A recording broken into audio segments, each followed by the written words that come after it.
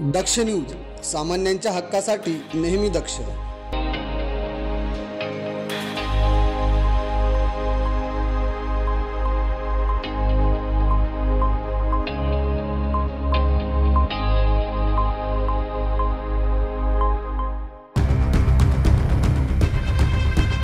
Nashik road पोलिसांची धडाकेबाज कामगिरी पाहायला मिळाली.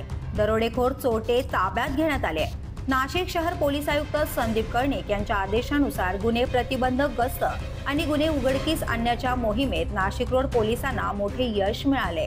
16 सप्टेंबर रोजी पहाटे 4:30 वाजेच्या सुमारास भारती मठ परिसरात हर्षल मस्के उर्फ टोन्या पाईकराव आणि त्याचे 12 साथीदारांनी धारदार शस्त्रांनी दहशत निर्माण करत घरात घुसून रोख रक्कम हिसकावली आणि तोडफोड केली होती. या गंभीर प्रकरणी नाशिक रोड पोलीस ठाण्यात दरोड्याचा गुन्हा दाखल करण्यात आला होता. या गुन्ह्याच्या तपासादरम्यान पोलीस उपनिरीक्षक सुनील बिडकर व त्यांच्या पथकाला गोपनीय माहिती मिळाली.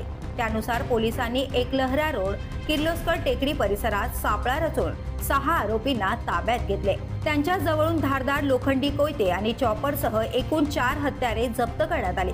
पकडलेल्या आरोपींपैकी एक जण अल्पवयीन असल्याचं स्पष्ट झालं असून उर्वरित फरार आरोपींचा शोध सुरू आहे.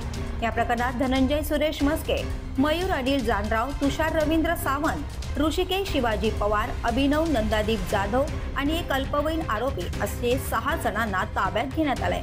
ही कारवाई पोलीस आयुक्त संदीप कर्णिक, उपायुक्त किशोर काळे, सहाय्यक आयुक्त डॉक्टर सचिन बारी यांच्या मार्गदर्शनाखाली वरिष्ठ पोलीस निरीक्षक जितेंद्र सपकाळे यांच्या आदेशानुसार करण्यात आली. या कारवाईत पोलीस निरीक्षक बडेसाहेब नाईकवडे, उपनिरीक्षक संदीप पवार, सुनील बिडकर यांच्यासह गुन्हेशोध पथकाच्या अंमलदारांचा सहभाग होता.